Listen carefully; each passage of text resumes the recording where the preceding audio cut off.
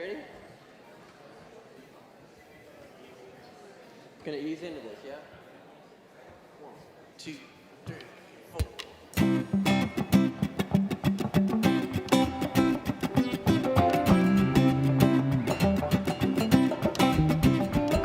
Take a look at the person next to you. Say, I recognize the God in you. Feel the love in the sanctuary. Lift your voice and repeat after me. We come together, we come together, we come together, we come together, we come together, we come together. In the name of love, we come together, we come together, we come together, we come together, we come together, we come together. In the name of love. Ha!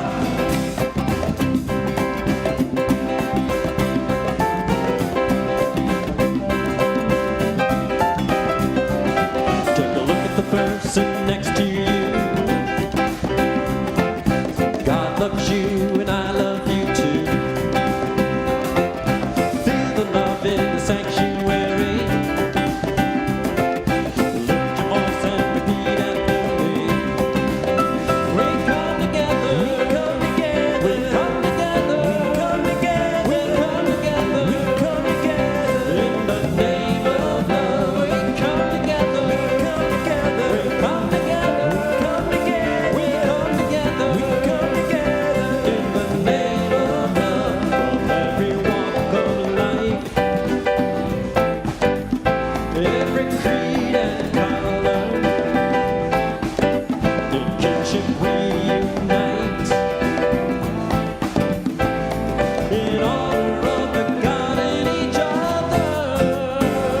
Take a look at the person next to you. Say namaste, I bow to you.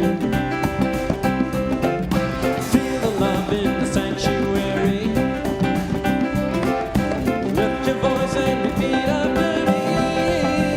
We come together, we come together, we come together, we come together, we come together. In the name of love, we come together, we come together, we come together, we come together, we come together. In the name of love, we come together, we come together, we come together, we come together, we come together. In the name of love.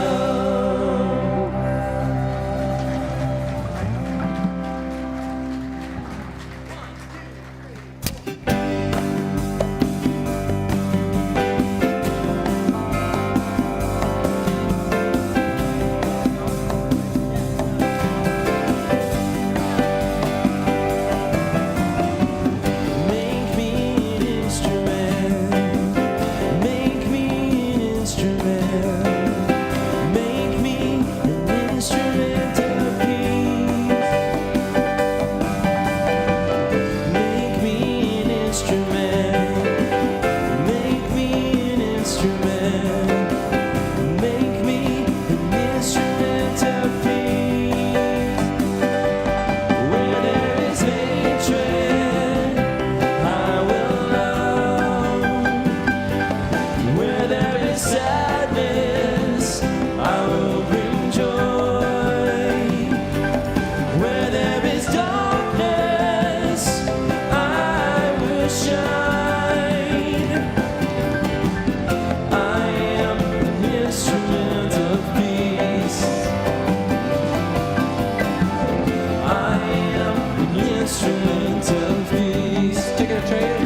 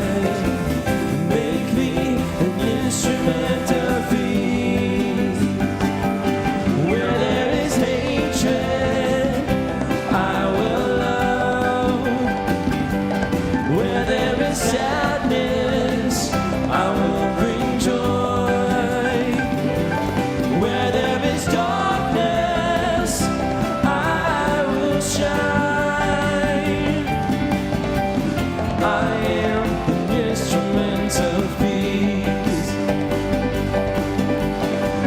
I am an instrument of peace. I am an instrument of peace.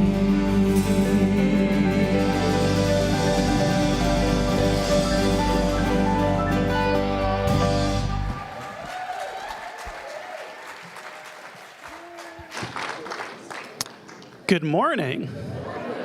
Welcome to the Center for Spiritual Living in Santa Rosa. I am Russ Laguerre. I am your assistant minister.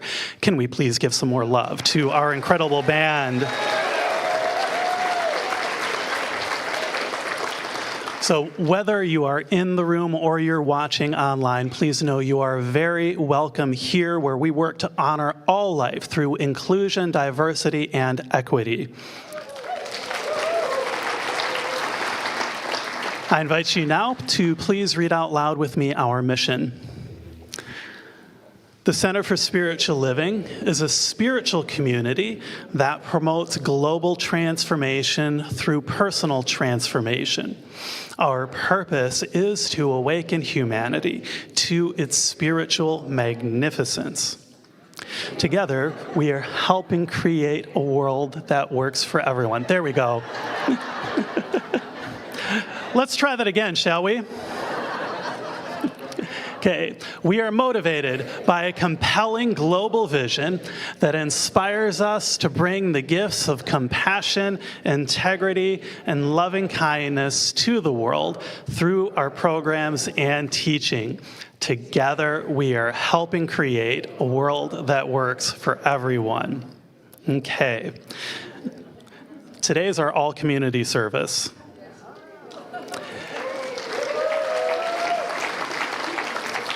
And this is where we combine our 9 a.m. and our 11 a.m. services so that our whole community has an opportunity to spend time.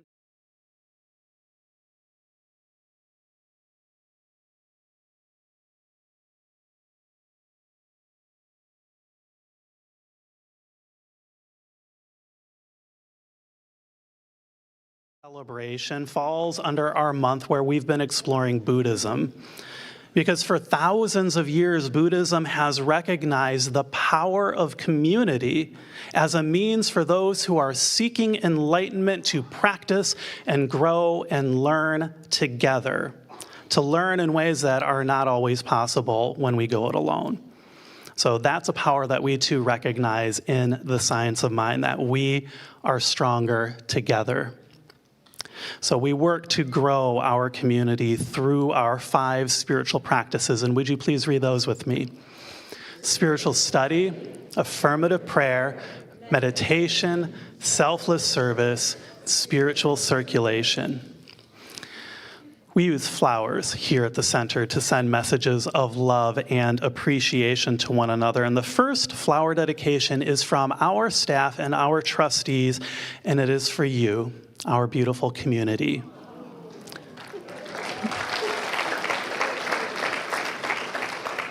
This center is what it is because of the love, the curiosity, the joy that each of you bring every single day here at our center. And much like many of you, the first time that I came to this community, I felt like I had come home. And that spirit of welcoming is something that we aspire to here. And it's what makes this place what it is because of that heart of hospitality that I see in so many of you. And that's no small thing. I believe that a place truly becomes a home when the people in it infuse it with life and with love and with purpose.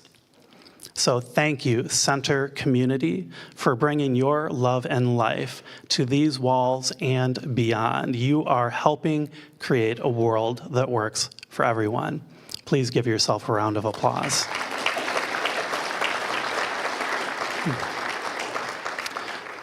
We have one more flower dedication. This next dedication is for our welcome team volunteer leads, who are Karen Hatton, Anne Marie Cheney, Dinah Withrich, Jan Peterson, and Mary Ann Granary. And it's from our Chief Operating Officer, Linda Han. And she says, thank you to our incredible welcome team leads. Your work is so important in helping create a place where every person who walks through our doors feels at home. We have been meeting together every Wednesday morning since we returned to in-person services in 2021. That's over 250 meetings, if you're keeping count. So thank you for your commitment and dedication to making every person feel like they are part of our center family.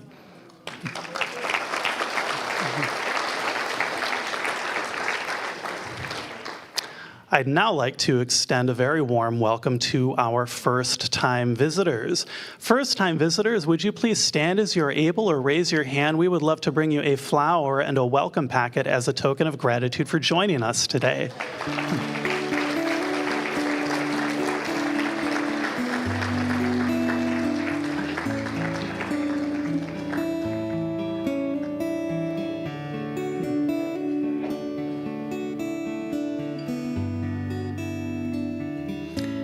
And if you're watching online for the first time, please let us know in the chat. We are so grateful that you're here with us.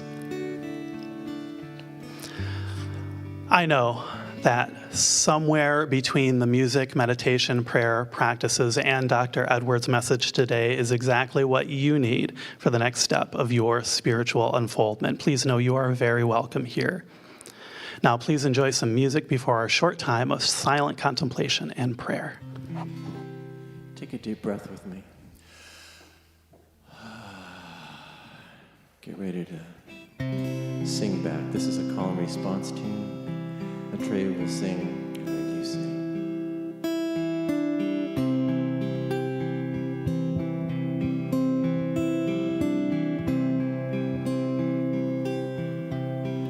Still my mind, be at peace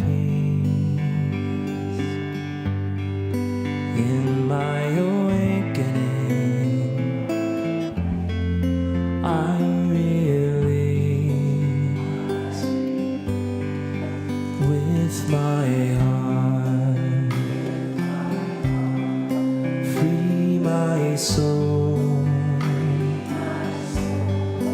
In my awakening, I am whole. Om Shanti. Om Shanti, Om Shanti, Om Shanti, Om Shanti, Om Shanti, Om Shanti.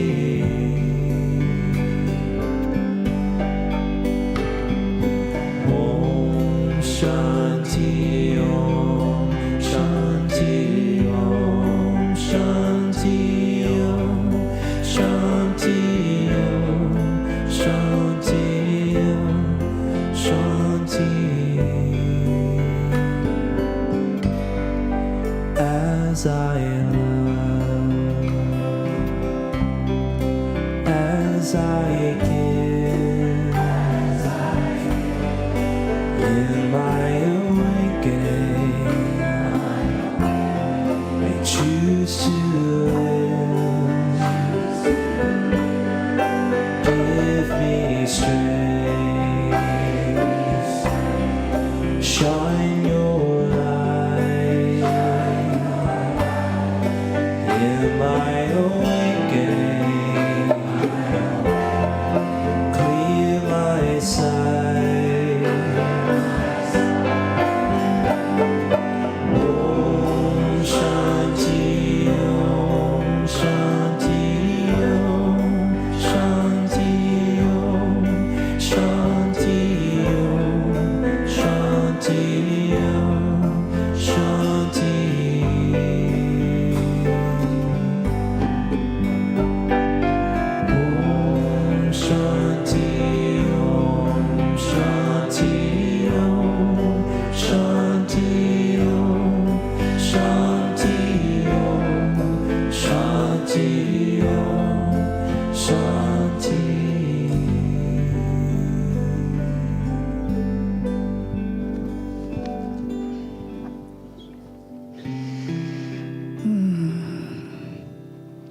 in this sacred moment.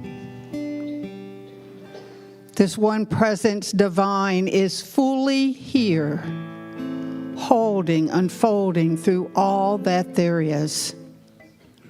One life, one substance, one being right here, expressing in and through and as all of creation. It is that expresses in and through and as all that this service is.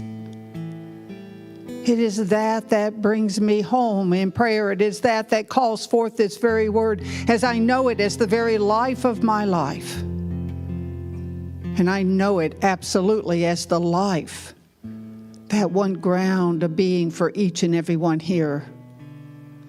For there is only this one. And so I take this time to rest in this awareness, knowing that it holds, abides in all. It expresses through all. It shines and sings and hears and embraces through all. It is what is always in its stillness right here, in its peace beyond human understanding right here. Oh, we are so blessed in this knowing, in this coming home to this sacred beingness of life. And in sweet gratitude for this, knowing it is all known and done in and through and by the one. I simply let go. I let this be. And so it is. Amen. Good morning. I'm Ruth Barnhart, a minister here at the center. Please join me in reading the affirmation. I meet this moment with clarity, compassion, and peace, and so it is.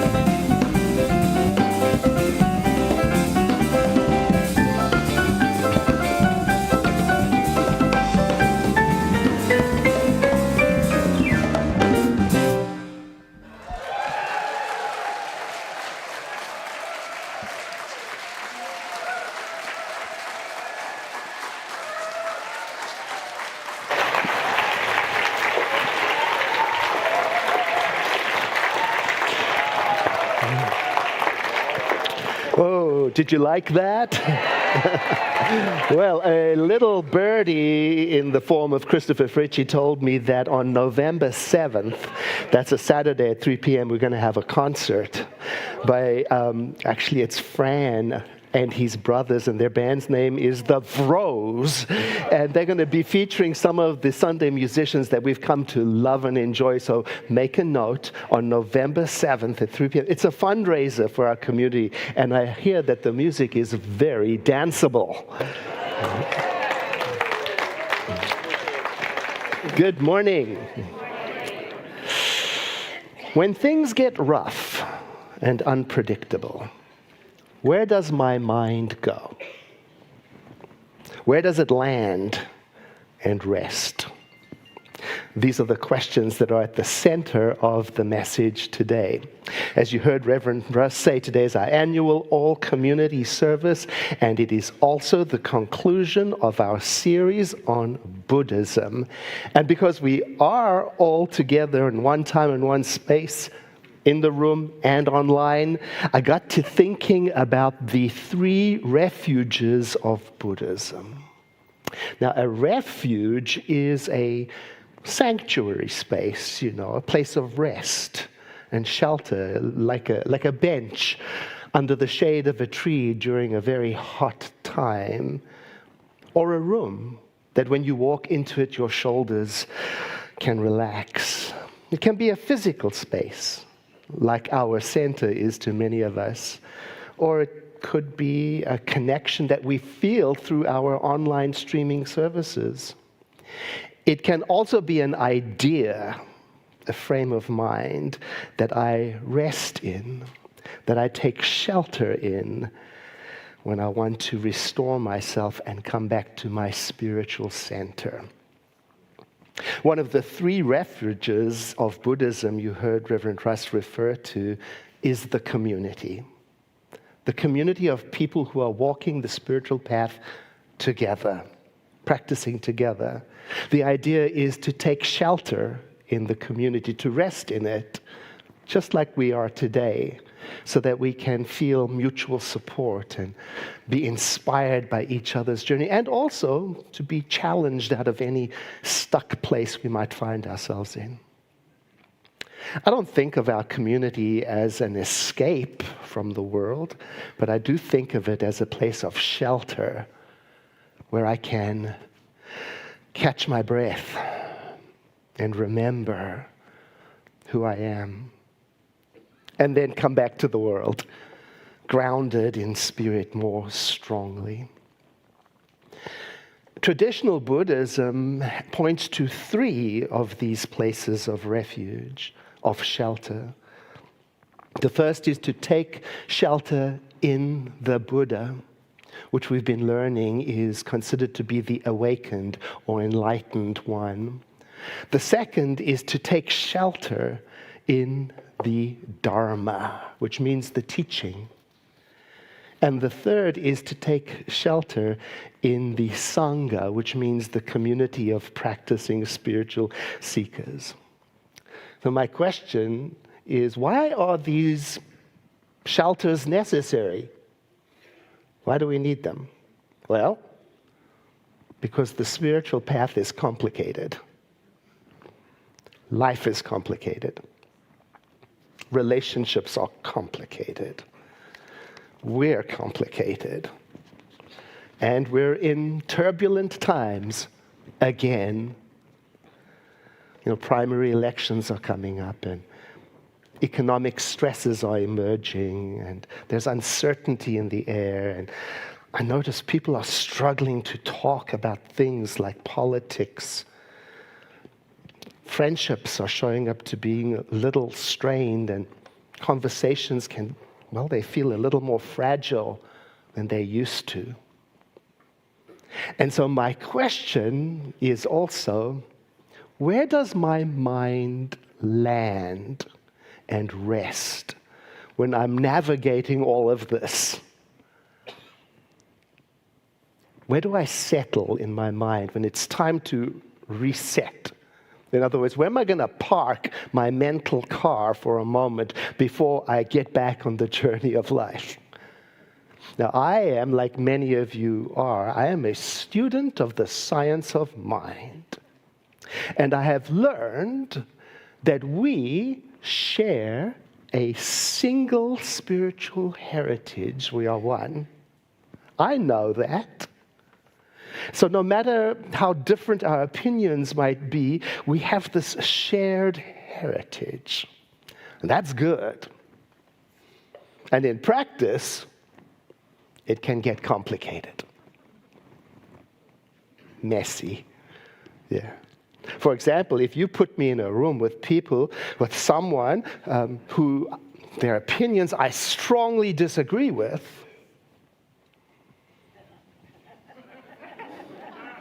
what's going to come out of my mouth? And in that moment that I'm about to respond, where is my mind resting?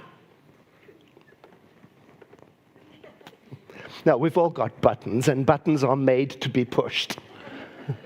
And no one is perfectly composed and unruffled all of the time. And there's no value in pretending otherwise. And there's also no point in getting up in someone's face and saying, hey, you're a bad student of the science of mind because you were reactive. No. Someone once told me that one of the ways that physical fitness is measured is not so much about how much exercise you can do, but it's about how quickly you recover. And I don't know if that's accurate, but it made me think of spiritual fitness. Maybe it's like that too.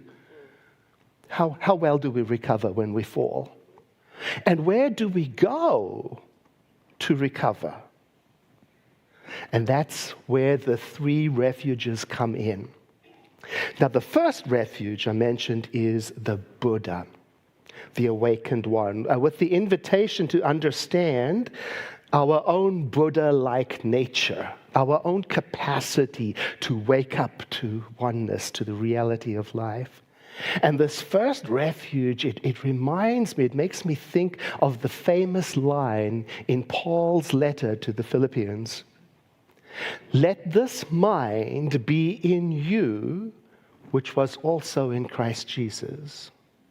And it reminds me of that line from our own teaching. There is only one mind, and that mind is perfect. And that mind is God. And that mind is my mind now. Now, they're not all three the same idea, but they are similar in that they point to something within us, something that is already there, an identity maybe. So for us in Science of Mind, our first refuge could look like this. Take shelter in the consciousness of oneness. Whenever you need to get back on track, rest there. And that can be practiced very simply by taking a breath and pausing.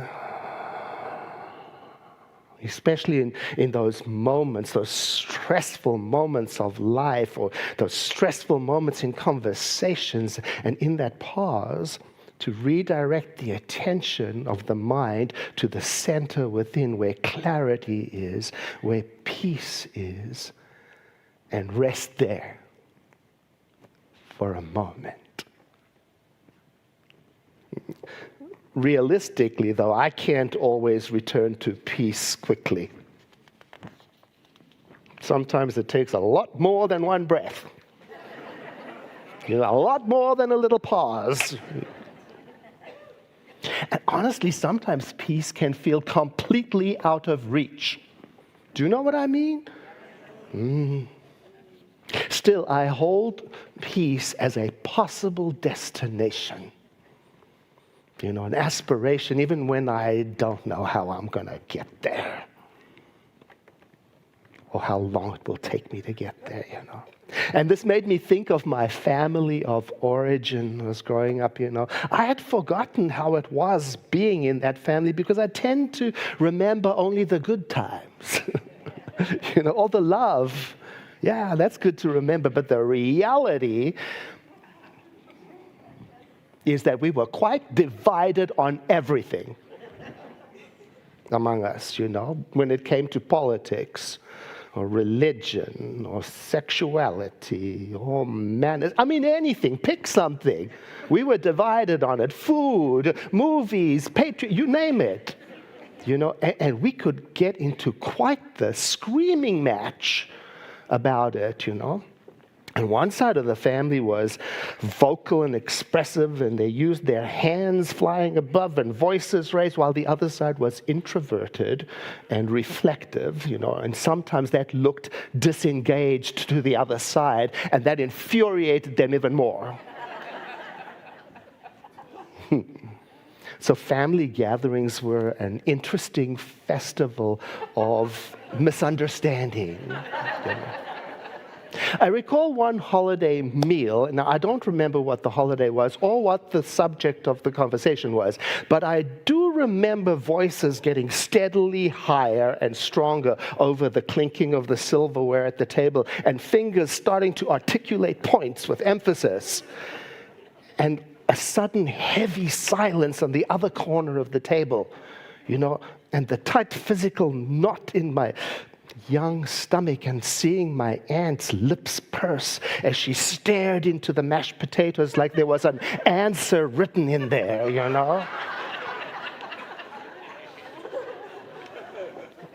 Oh, you have the same family? Yeah. Now, I didn't at that time, I didn't yet have any of the spiritual skills that I learned at the center. I didn't know. I didn't know how to take refuge in the consciousness of oneness. I didn't know. I didn't know how to pause and breathe and redirect my attention to the place of certainty and stillness. I didn't know that.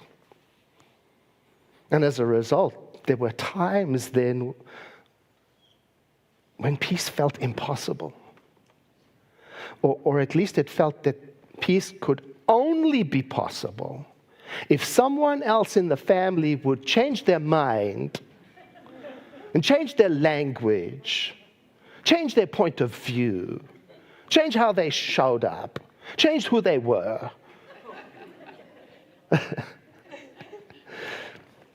As a result, this could be truly painful at times.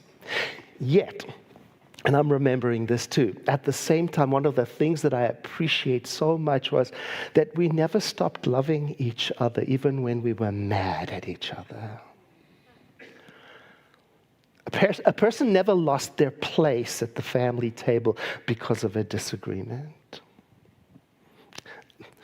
We had a way of accepting that our differences were a necessary part of being a family.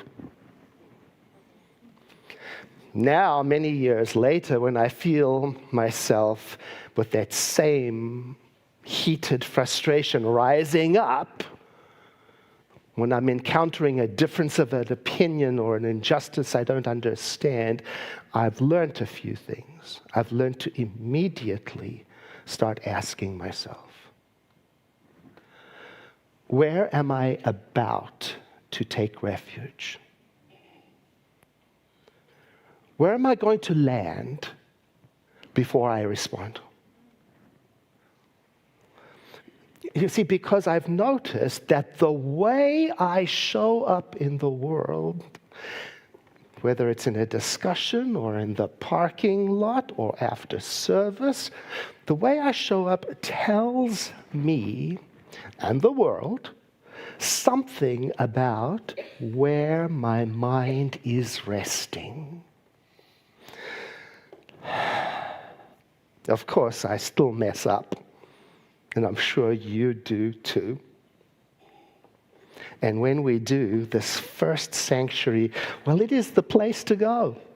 Pause, breathe, recenter, and maybe Say silently to yourself, mindfully and slowly, my mind is a center of divine activity. Or, through the power of the living Spirit within me, I am calm. Or something like, within me there is a center of clarity and connection that is always present, and I'm turning toward it. Something like that, you know? And then after resting there, try again, get back to the world. Now, the second refuge is the Dharma, the teaching. And we've been looking at the traditional teachings, some of them of Buddhism, like the Four Noble Truths and the Eightfold Paths, you know. And whether or not we are Buddhists, it doesn't really matter. We can still get inspiration from this idea that when things are rough, we can take shelter in our spiritual teaching, whatever they are. You know, really get into it and see, how does this teaching influence the way I show up? Now, here's an idea. We can do this when things are rough. And we can also do this when things are just great, you know?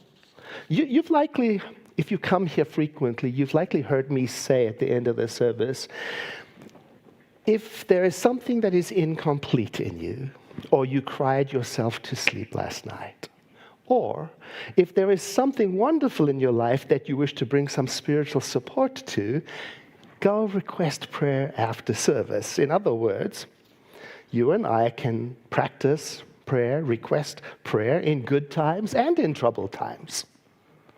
Our practice doesn't always have to be a response to a problem.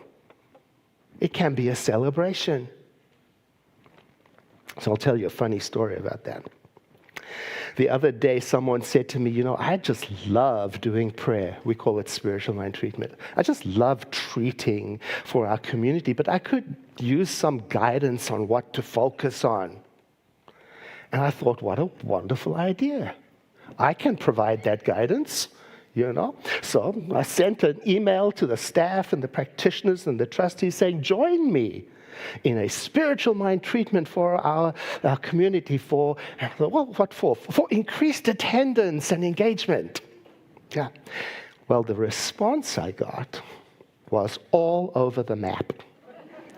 Some people responded with delight and said, I'm in. I like that. And others responded with a distinct flavor of concern. What's going on? Now, a group of us got together and talked about it and laughed, and someone acknowledged that the moment she opened that email, she immediately thought, oh no, what's wrong? And she started an analysis of 10 years of attendance statistics.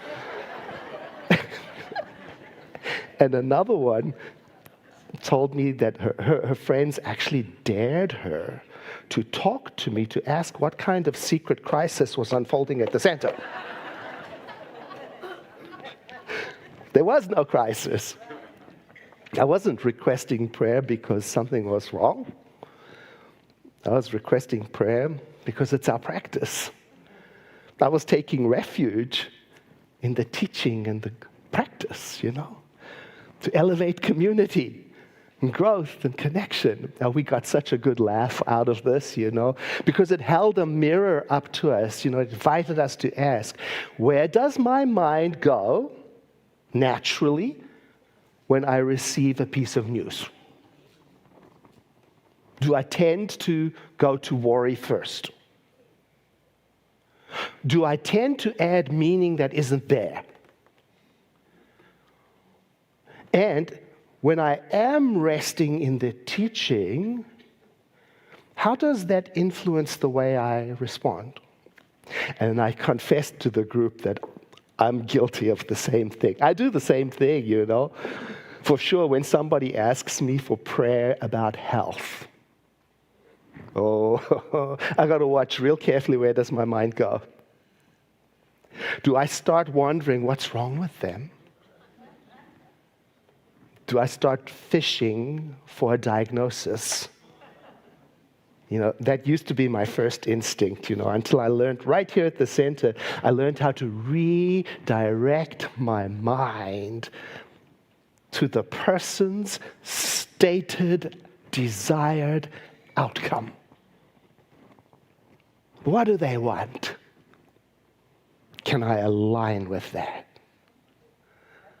Do I really need to know the anatomy of the situation that caused the request? Do I have to agree with them in order to pray with them? No, look, obviously context matters in relationship and in life. But when it comes to deep prayer, the real power is in supporting others with open-hearted presence focused on their desired outcome. Sometimes I say to myself, the less I know about the details, the better. Now, the third refuge is related. It is take refuge in the Sangha, meaning the community, and that is exactly what we are doing today.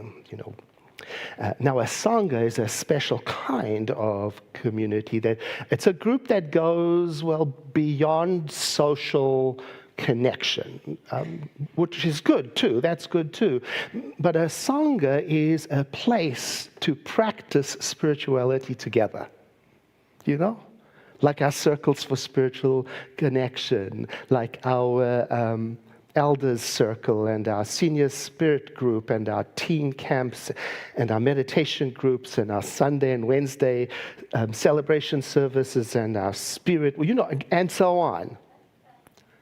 Groups where we can practice together what we're learning and support each other in that practice, and then be inspired by each other's journey, and also, again, be challenged to look into our beliefs and our worldview. And community is good to rest in during good times and also during troubled times. I discovered that. I discovered that it's very good for me to show up when things are stressed and difficult for me. And then I also discovered it's very good for me and also for the community for me to show up when times are great and I'm feeling fine and connected, because that's the energy that I'm bringing to the community. And likely, someone around me needs that. You and I never know. We never know who's in the community and what they're going through and the courage that it's taking them to just show up. We don't know who needs the loving presence as an inspiration for their own healing journey. I once heard from a teacher in our movement that our founder, Dr. Ernest Holmes, he had a vision for centers for spiritual living. His vision was that every center was so filled up with people who were resting in the consciousness of oneness and were so deeply practicing that when a visitor walked into the center, they would feel it without ever being told what it was. And that they would experience a healing of sorts just from being in the atmosphere of the community that was practicing. That's what you bring. Your energy of loving kindness. 2 years after the pandemic was over, one of our members, she didn't return to in-person services for whatever reason. And one day, finally, she decided and she showed up at the center. And I saw her standing perfectly still, right out there in the social hall, close to the coffee service. And around her was this happy babble of laughter as people were greeting each other and ordering their coffee. And she was like an island of complete stillness. And there were tears just streaming down her cheek. So I thought, what's wrong? And I went over to her to ask if everything was okay. And she looked at me, she said, "Oh yes, everything is okay." She said, "I had forgotten how much I enjoy the way I feel about myself and about life every time I'm here. And when I walked in today, just 5 steps, the energy hit me right in the chest, and I felt like I had come home again."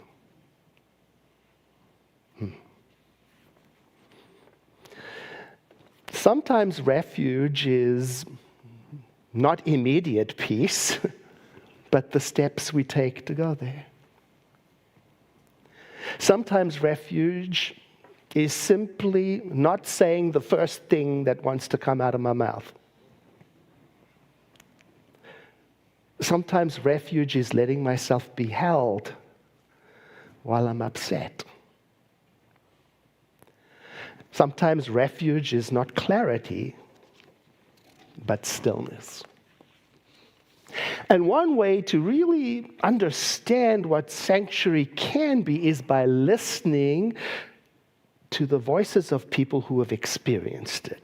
Last year in October and November, we asked people, you in the community, to let us know what the center means to them. And here's some of what came back. One person wrote, "Over the years, no matter what is happening out in the world and in my life, I have always known and know now that the center is there for me, for inspiration, for opportunities to learn, for ways to serve, and for connections." Another person wrote to us, "When I visited the center for the first time in 1997, I was emotionally and spiritually low. I came to a service and I sat in the back row and I closed my eyes and I listened. The next week I came back, closed my eyes and listened again. I kept coming back to listen to the message that Spirit is everywhere, and I started to get it. That meant within me. Each week I felt the message go deeper and deeper. And now, after all these years, I am still here, loving this sacred place and knowing that it is my spiritual home." I'd love to hear from you about what the center has meant to you. You can email it to me, edward@cslsr.org. And later on this year, I'm going to print all of those words that have been shared up on posters and put them all around our social hall so that we can enjoy the atmosphere of our shared experience and take refuge in it. Being in community is lovely when it's exciting and inspiring and supporting. The reality is, though, it can also be like my family holiday dinners, challenging, and with the dynamic tension that comes from the natural disagreements that exist. So the work then is for us to practice inside the community and then take that out into the world. That's how the teaching is carried out into the parking lot, out into social media threads, out into conversation with someone perhaps with whom their point of view feels like an affront.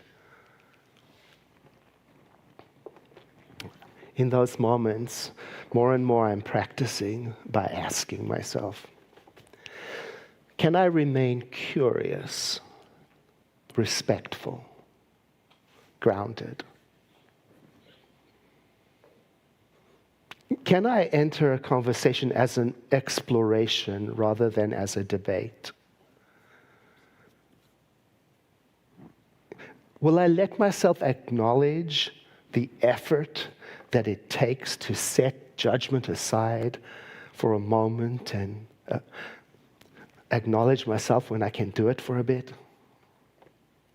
Am I willing to look for common ground without pretending that differences don't exist? They do. Can I allow disagreement to be possible without getting rid of people? Look, dialogue across differences is not always easy, and it's not always safe.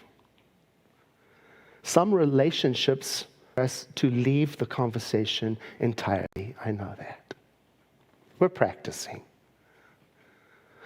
We might lose our footing. And when we do, the message today is we might think about the 3 refuges for our recovery. Like, for example, tomorrow, when you step out into the world and maybe it feels sharp, you might think about coming back. Consider saying to yourself, I can come back to the one mind that steadies me. I can come back to the teaching that reorients me. I can come back to the community that holds me until I remember who I am. And then pause and breathe and rest and try again. I invite you to breathe in with me right now and sigh as we turn within, just in that way, to recognize the one mind that is everywhere present, the Spirit that is the source of all things, the author of every story and the fabric of all existence, that which is eternal, no beginning, no end, that which was never created but exists all the time. That something I call the living Spirit Almighty. I recognize that I am part of it, and it expresses through me as it does for every person in this community. It is here now as us. And so I realize then that in this community, in the hearts and souls present in it, is everything that is necessary for belonging and loving kindness and peace. And so I tap into that in me. I take the responsibility to bring that into expression through me as best as I can, with self-forgiveness and gentleness for those moments when I fall short. I declare that each one of us is in the right community at the right time, engaged in the right activity of learning to express ourselves spiritually in order to raise humanity to its spiritual magnificence, that the world might work a little better for everyone. And knowing full well the power of imagination, I understand that this vision of a world that works is calling us forward, guiding us from within, instructing us from our heart for what to do, how to do it, what to say, what not to say. And I give thanks for that. And so I rest in this consciousness of acceptance with these, my community members.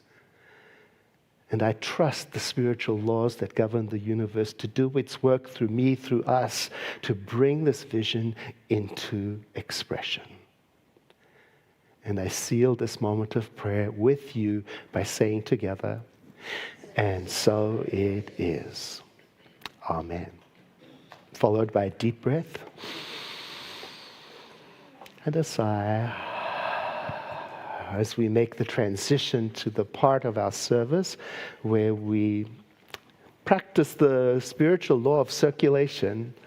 Circulation means appreciation, acknowledgement, contribution, receiving. Particularly today, we celebrate by supporting our center financially with our gifts of money. But it is also our gifts of prayer and loving kindness and service that count too. So I'm going to invite you to join me in praying for our community for whatever purpose you want. Okay? And add that to your contribution. It's a lovely thing to do. Ushers, won't you please stand? And as you prepare your gift, won't you say after me, I bless this gift. I send it forth to heal and prosper. It does amazing work in the world. And so it is. Ushers, please receive the gift. Please consider this a sing-along.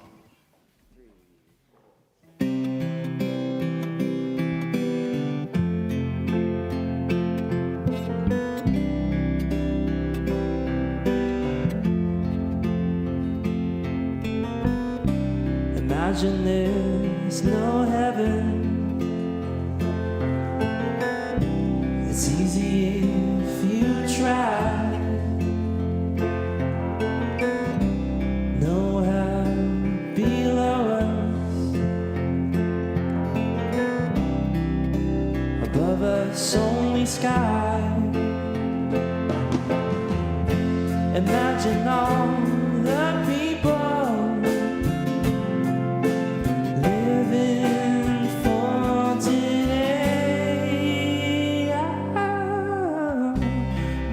there's no country.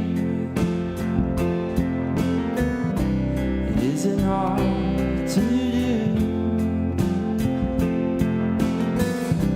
Nothing to kill or die for. No religion too. Imagine all the people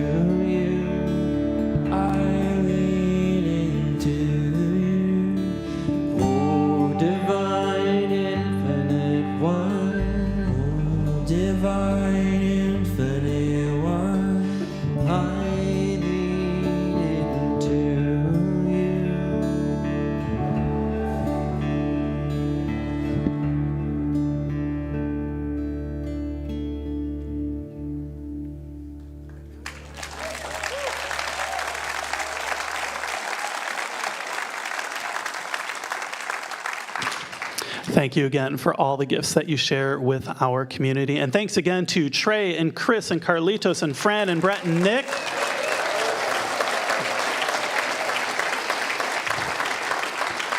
Now, before I share what's coming up in our community, I want to take a moment to pause and thank all of our staff and volunteers who helped make today's celebration possible, particularly Chandra Farnsworth, Maxine Wilkinson, Juanita Ortegon, Bruce Gata, Nicole Davis, and Linda Almeida, and so many more volunteers are responsible for that big pile of food that's waiting for you out in the social hall.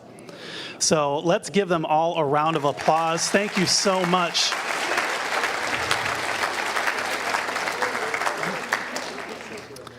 Now, I know there can be a meditative quality in writing, and sometimes when I'm putting pen to paper, I am drawn into the present moment, and I'm able to let go of my tasks, let go of my worries, perhaps find refuge. And that's something that's really special for me. And so that's what you get to explore in Tamara Hume's upcoming class called Zen Writing. Because in her class, you're going to use writing as a form of meditation.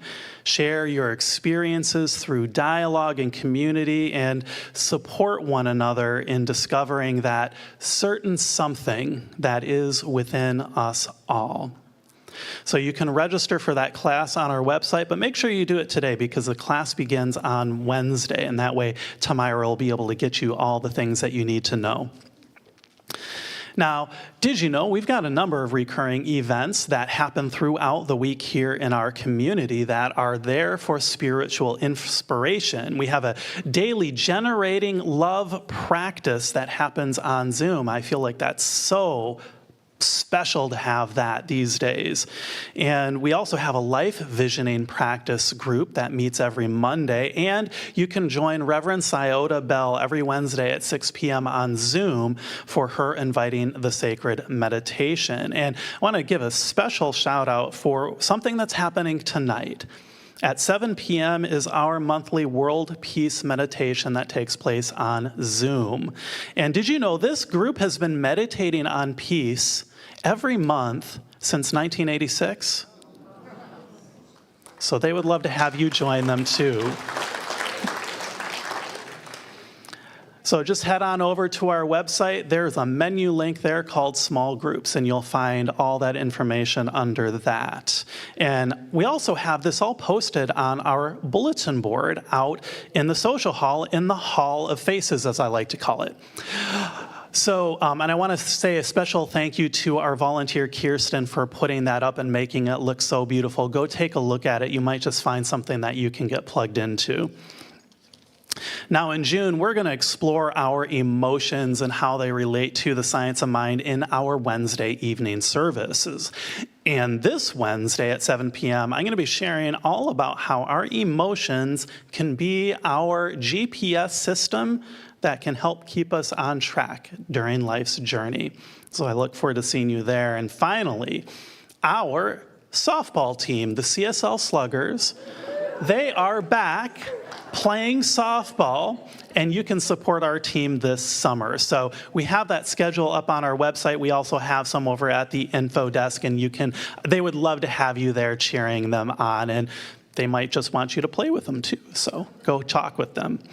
All right, before we close, I want to remind everybody who's here in person that we've got all sorts of breakfast goodies out there for you in the social hall, and we absolutely have tons of room here in the sanctuary too, if you aren't able to find any room out there. So please feel free to eat in here, visit with your friends, have camaraderie, laugh, and have a good old time. That's what this place is for. So thank you all for now. I am so glad that you're all part of our community, and have a wonderful week.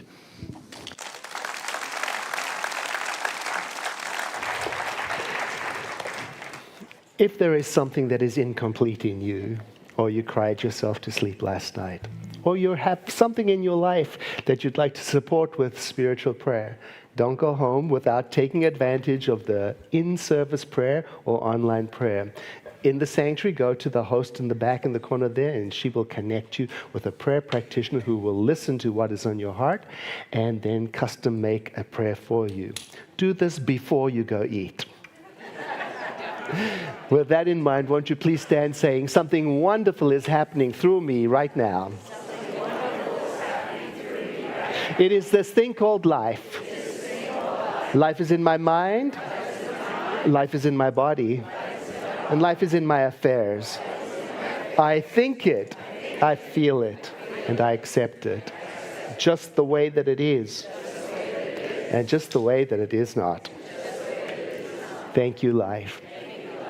Know with me that you are never alone, that Spirit is right where you are, that you have only to look within at any moment to know that you're guided, sustained, and empowered by a presence that expresses itself as you in this world. In deepest gratitude, let us live our lives accordingly so that in everything that we do and say and think, we honor this presence within. And so it is. So good to see you. I see you next week. Let's close in song. I believe